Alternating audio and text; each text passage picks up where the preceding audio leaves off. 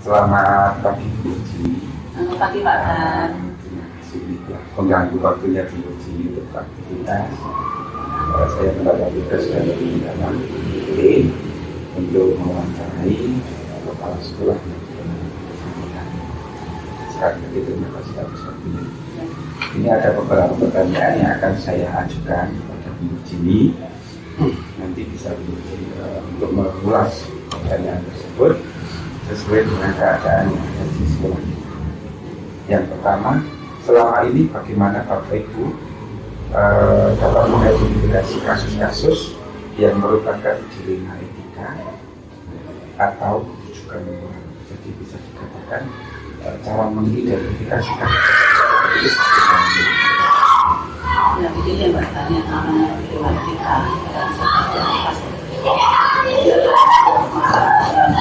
sebenarnya harus semua, tapi kita bertentangan dan kita harus memilih salah satu.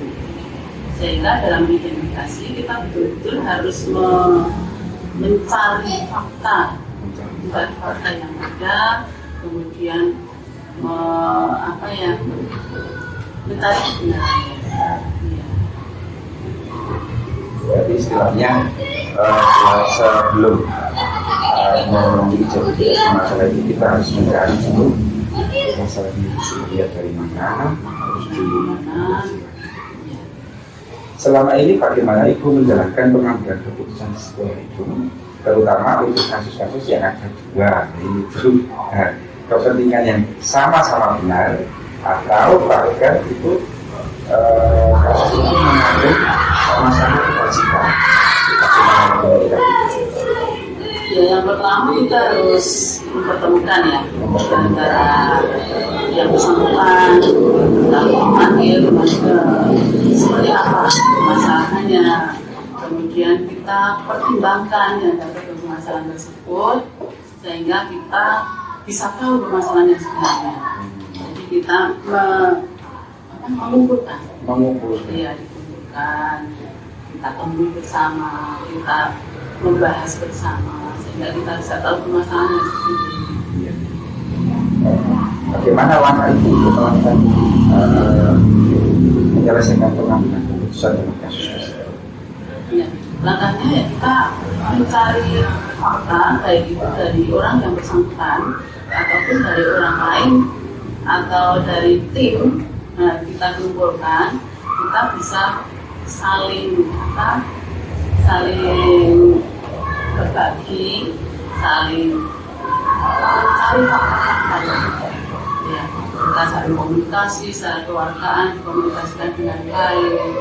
Kemudian kita mengumpulkan tim, setelah kita kan ada timnya ya. Maka kita kumpul bersama tim, kita bahas bersama. Kira-kira halaman tadi selama ini atau dalam pengambilan keputusan? Ya, kita memang ada keputusan yang bisa efektif, bisa pas. Kita saling kita kan bekerja sebagai nurani, kita sebagai makhluk sosial juga, kita mempertimbangkan itu. Oh begitu. Berarti selain pengaturan dengan dikeluarkan kasus itu, tetapi kita kalau mengambil keputusan itu juga pakai perasaan hati nurani. Iya, di samping kita memang harus sesuai dengan aturan yang ada, tapi kita harus mempertimbangkan hati nurani dan hubungan sosial kita. Maka kita terjadi. Iya, tidak terjadi hal yang tidak kita inginkan. Terus selama ini merupakan tantangan dalam pengambilan keputusan tersebut apa? Ya, kalau tantangannya memang ada ya, karena kan ada dua kepentingan yang sama-sama baik, tapi saling bertentangan, sehingga kan kita harus memilih salah satu. Otomatis tantangannya mungkin di antara keduanya ini ada salah satu yang tidak puas ya, kecewa, bagaimana cara mengatasinya kita ya bagaimana agar kita bisa secara kekeluargaan kita bisa mengkomunikasikan dengan baik sehingga keduanya sama-sama menerima keputusan yang kita keputusan secara konstitusi itu ada yang diuntungkan. Iya. Ya itu. Iya, karena memang ada dua hal yang Sama-sama. kita harus memilih salah satunya. Apakah misalkan ada kasus itu ada pengambilan keputusan itu, apakah kalau tidak dihapus atau tempat tertentu itu dilakukan atau seketika itu? Saya kira tidak ada. Kalau jadwal kan yang namanya permasalahan itu tidak bisa dijadwalkan, jadi bisa sewaktu-waktu. Sehingga kalau jadwal tertentu tidak ada, tetapi seandainya terjadi masalah, kita berusaha untuk secepat mungkin untuk menyelesaikan. Misalkan ada kasus Israel misalkan jam 7 dan itu langsung menindaklanjuti. Iya, agar permasalahan itu tidak berpanjang lagi. Jadi sesegera mungkin kita atasi. Dan kita membutuhkan waktu dan Selalu sesuaikan. apakah faktor yang selama ini mempermudah atau membantu itu ada kalau mengambil keputusan? Ada yang di samping aturan ya, ada aturannya. Kemudian yang kedua, kita kan dalam sekolah itu merupakan keluarga, sehingga kita bisa bermusyawarah secara keluargaan. Kadang-kadang kita bisa kolaborasi atau kita bisa musyawarah dengan guru-guru yang mungkin bisa dilakukan. Itu kan bisa untuk pertimbangan. Kemudian kita punya tim yang di situ bisa untuk menyelesaikan masalah bersama-sama. Ini kebaikan bersama. Ini pada dasarnya menjadi komunikasi. Iya, yang penting kita menjalin komunikasi dengan baik. Bagaimana agar tidak ada seseorang yang tersinggung. Itu yang harus kita jaga. Dari semua yang Ibu sampaikan tadi, pembelajaran apa yang bisa dipetik dari proses? Ya, selama saya bersekolah sudah lama ya, saya 14 tahun. 14 tahun. Sudah cukup lumayan. Nah, dari pengalaman yang saya kira 14 tahun sudah banyak ya. Nah, itu ternyata dari pengalaman-pengalaman sudah saya lakukan, itu semakin lama semakin kita memahami seperti apa karakter para guru. Yang pasti karakter itu beda-beda ya. Nah, yang ini seperti itu, yang ini seperti ini. Maka saya sebagai orang yang dikeluarkan di sini harus mengetahui karakter seseorang, karakter setiap guru, sehingga kalau ada permasalahan kita bisa menyelesaikan. Ya, yang pasti tidak harus samakan setiap guru dalam mengajarnya, karena karakternya kalau kita bisa mendalami karakternya seperti ini, ada masalah seperti ini, caranya seperti ini.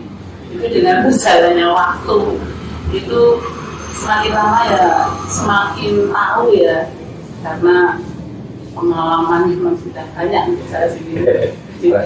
Itulah tidak bisa dikatakan instan gitu ya. Iya, nggak bisa. Harus melalui proses. Iya, prosesnya memang panjang. Waktu jadi kepala sekolah pertama awal-awal ya memang kita bingung. Tapi semakin lama kan permasalahan itu masih ada. Karena kita dengan berjalannya waktu kita bisa menyelesaikan permasalahan tersebut. Saya kira tidak begitu rumit lah kalau kita sudah punya tim, kita sudah tahu, sudah bisa mendalami karakter seseorang.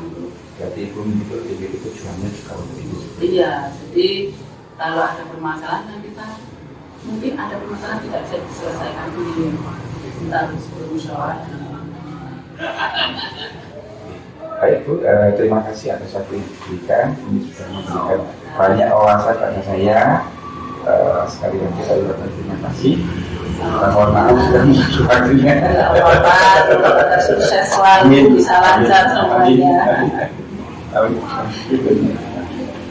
Selamat sore, Maaf ini saya mengganggu waktunya sebentar. Ya, nggak apa-apa. Saya dari rumah dari Jumo datang ke rumah Pak Asyik untuk sekedar ingin tahu wawancara untuk bagaimana proses pengambilan keputusan yang ada di sekolah Bapak.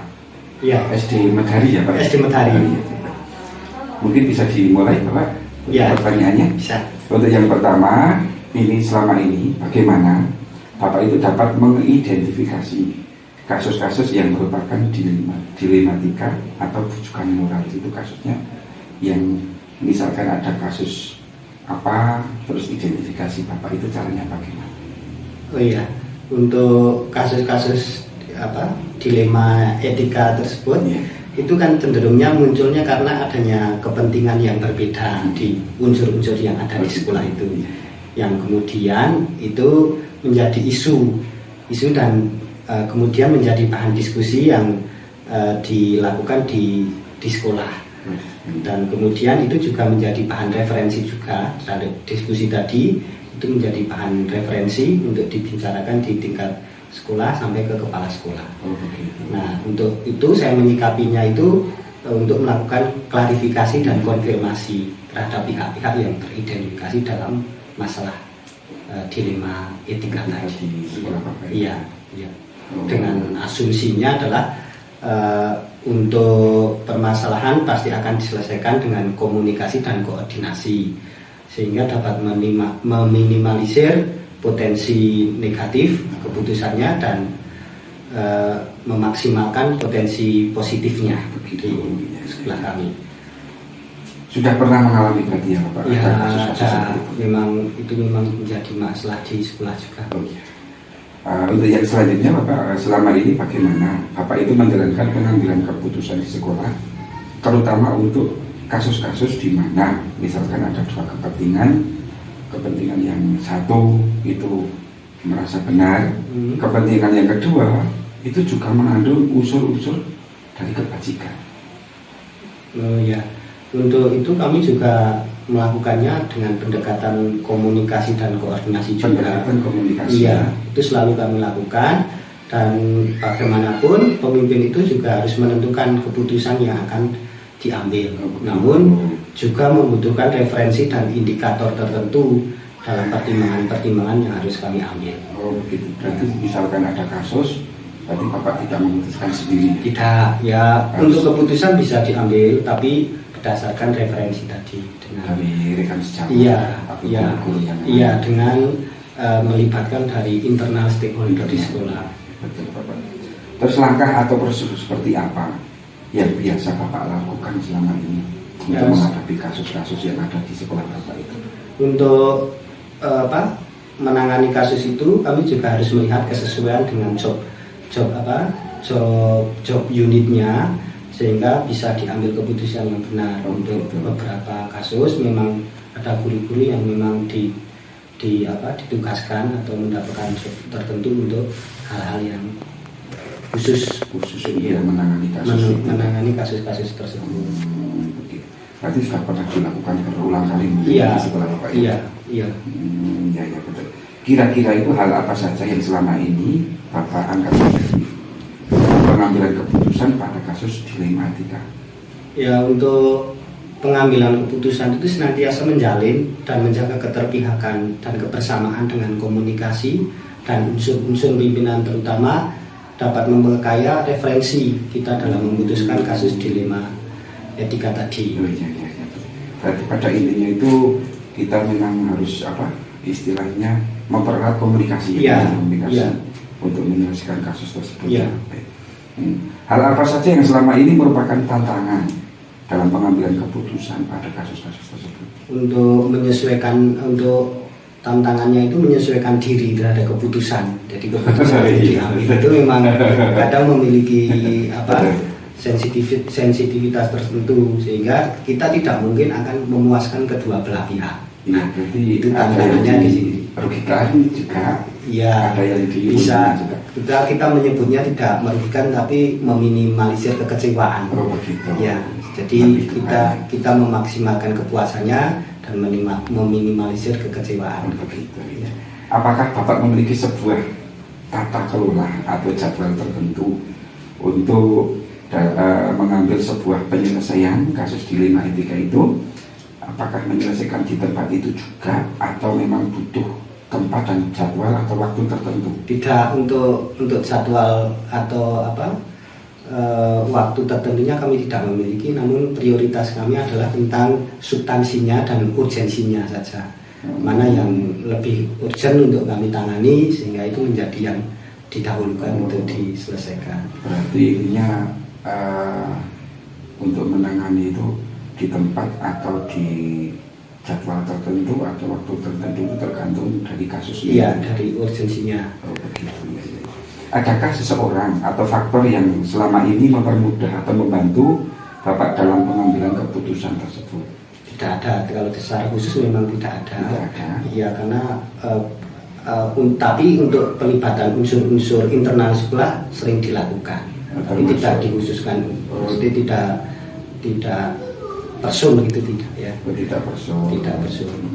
Karena untuk memperkaya tadi referensi dan informasi yang harus kami dapatkan. Betul. Berarti dalam hal ini ketika Bapak mengambil keputusan memang harus benar-benar tepat. Iya. Karena tidak terjadi kesinambungan antara kedua belah pihak. Dari semua hal yang telah dilakukan atau disampaikan, kira-kira pembelajaran apa yang bisa Bapak petik dalam pengalaman Bapak mengambil keputusan di Kelima Tiga ini? Yang pertama adalah ya, kita bisa memahami konteks masalah, permasalahannya, konteks permasalahannya bisa kita pahami dengan benar.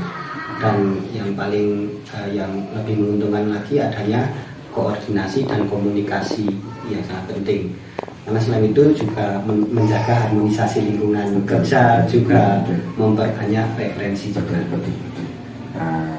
Berarti dari pengalaman Bapak itu terus dalam menangani kasus itu memang yang ditekankan adalah komunikasi terjalin dengan guru-guru yang lain atau rekan sejawat atau yang berkepentingan di situ ya Bapak. Oke Bapak, terima kasih waktu yang diberikan kepada saya. Iya, sama-sama. Ini saya tak melanjutkan ke tempat sekolah yang lain. Ini kebetulan kan pas hari libur, jadi harus ke rumahnya dulu. Oh iya. Terima kasih Pak Sid ya. Bersama. Sama-sama Pak Terjela, terima kasih.